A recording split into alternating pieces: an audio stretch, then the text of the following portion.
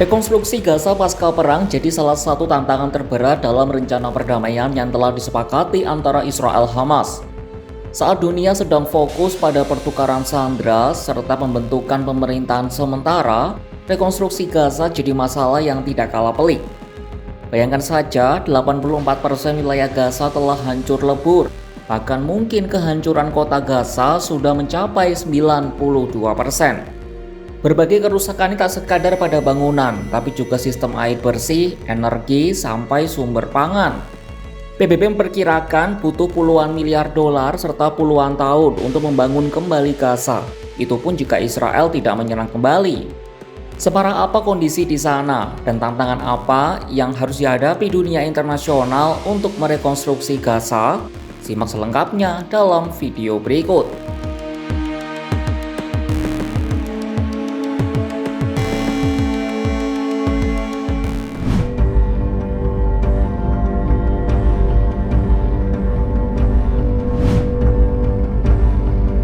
Inilah Gaza yang sudah porak-poranda.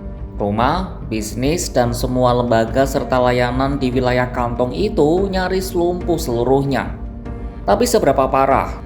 Seorang perwakilan khusus program bangunan PBB untuk Palestina, Jeko Killers, menjelaskan kerusakan terkini mencapai 84% Selasa 14 Oktober 2025.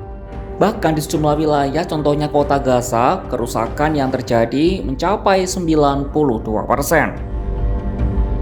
Ia menambahkan biaya untuk merekonstruksi Gaza mencapai 70 miliar dolar AS atau sekitar 1,1 kuadriliun rupiah. Angka itu baru perkiraan biaya yang harus dikeluarkan yang berasal dari hasil kajian bersama antara PBB, Uni Eropa, dan Bank Dunia. Dalam 3 tahun ke depan setidaknya biaya yang dibutuhkan sekitar 20 miliar dolar atau setara dengan 331 triliun rupiah untuk pembangunan tahap awal. Ia menyebut sudah ada sejumlah pihak yang bersedia menjadi donor, termasuk dari negara-negara Arab, Eropa, dan Amerika Serikat.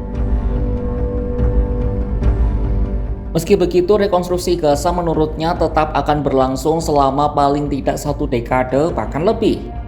Lalu apa saja kerusakan yang terjadi di Gaza sehingga membutuhkan biaya besar dan waktu pembangunan selama itu?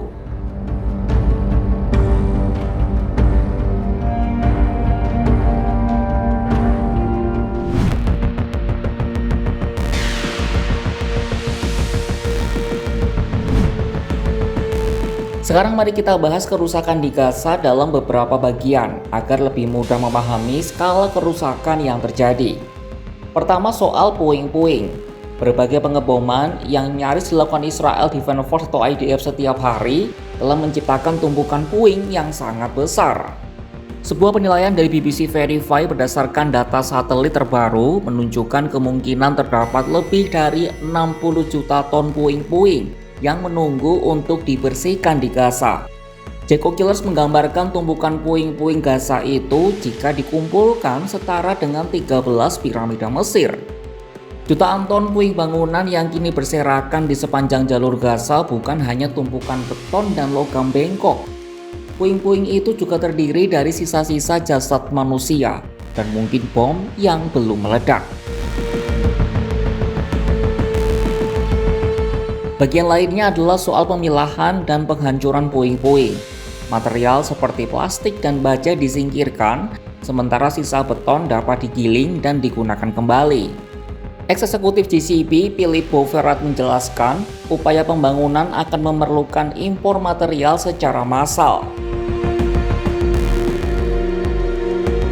Ketika lokasi sudah dibersihkan, menurutnya barulah layanan seperti air, pembuangan limbah, dan listrik dapat dipulihkan.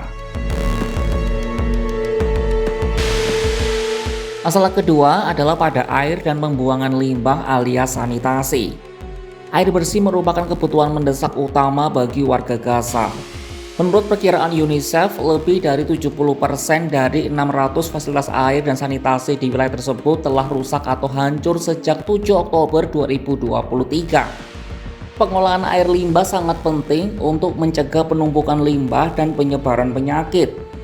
Para dokter mengatakan Gaza memiliki tingkat diare yang tinggi yang dapat membunuh anak-anak. Direktur di Coastal Municipalities Water Utility atau CMWU, Maher Najar mengatakan, Gaza punya 6 instalasi pengolahan air limbah dan semuanya rusak. Sejak awal perang, perbaikan sangat terhambat oleh bahaya langsung dari serangan udara Israel serta kurangnya peralatan. Bahkan beberapa fasilitas diserang lagi setelah diperbaiki. Masalah ketiga adalah soal perumahan. Selama perang, pusat satelit PBB UNOSAT memperkirakan sebanyak 282.904 rumah dan apartemen di Gaza telah rusak atau hancur. Tetapi jumlah kerusakan diperkirakan jauh lebih besar karena belum mencakup operasi militer terkini di kota Gaza, seperti penghancuran di wilayah Sheikh Radwan. Pihak pemerintah kota Gaza mengklaim 90% jalan di kota itu telah rusak. Para ahli memperkirakan bangunan kembali perumahan di Gaza dapat memakan waktu hingga puluhan tahun. Namun ini bisa lebih singkat dengan perencanaan yang baik. Misalnya dengan merancang kamp yang diubah menjadi lingkungan tinggal dan membantu warga untuk membangun kembali rumah mereka yang rusak. Masalah keempat dalam pembangunan kembali Gaza adalah energi, terutama pasokan listrik. Bahkan sebelum perang, padaman bergilir sudah sering terjadi di Gaza, dan sebagian besar warga Gaza hidup dengan listrik yang terbatas setiap harinya. Pasokan listrik Gaza berasal dari dua sumber, saluran yang menghubungkan dengan pembangkit listrik Israel dan pembangkit listrik Gaza berbahan bakar diesel. Ada juga beberapa panel surya yang ditambahkan dalam beberapa tahun terakhir. Sebuah penilaian pada awal 2025 oleh Bank Dunia, Uni Eropa, dan PBB memperkirakan 80% aset listrik Gaza telah hancur selama perang. Masalah kelima adalah soal perkebunan plus sumber pangan bagi warga Gaza. Perkebunan yang selama ini menghiasi beberapa wilayah Gaza lenyap selama perang.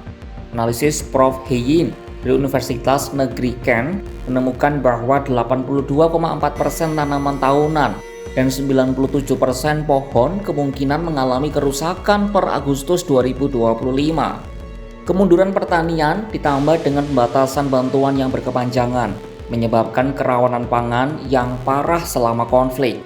Puncaknya terjadi pada bencana kelaparan yang terjadi di Gaza pada bulan September lalu. Masalah terakhir ada pada sektor pendidikan. Sekitar setengah dari populasi Gaza sebelum perang berusia di bawah 18 tahun. Alhasil bangunan kembali sekolah sangat penting untuk kembali ke kehidupan normal. UNRWA, Badan PBB untuk Palestina, mengatakan 91,8% alias 9 dari 10 sekolah di Gaza memerlukan rekonstruksi penuh agar dapat digunakan kembali. Lembaga itu sebelumnya mengoperasikan 288 sekolah di Gaza. Nasib yang sama juga menimpa perguruan tinggi di wilayah itu.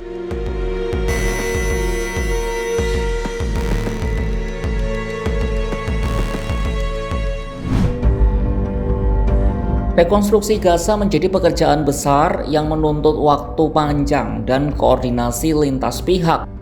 Setelah serangkaian serangan yang menghancurkan infrastruktur sipil, fokus kini bergeser pada pemulihan kehidupan warga. Tahap awal diarahkan pada pemenuhan kebutuhan dasar, seperti perumahan sementara, air bersih, dan layanan kesehatan. Tahap berikutnya mencakup bangunan kembali fasilitas publik serta pemulihan kegiatan ekonomi masyarakat. Dalam jangka panjang, upaya ini diharapkan tidak hanya membangkitkan kembali fisik kota yang porak-poranda, tetapi juga menumbuhkan fondasi kehidupan sosial yang lebih kokoh.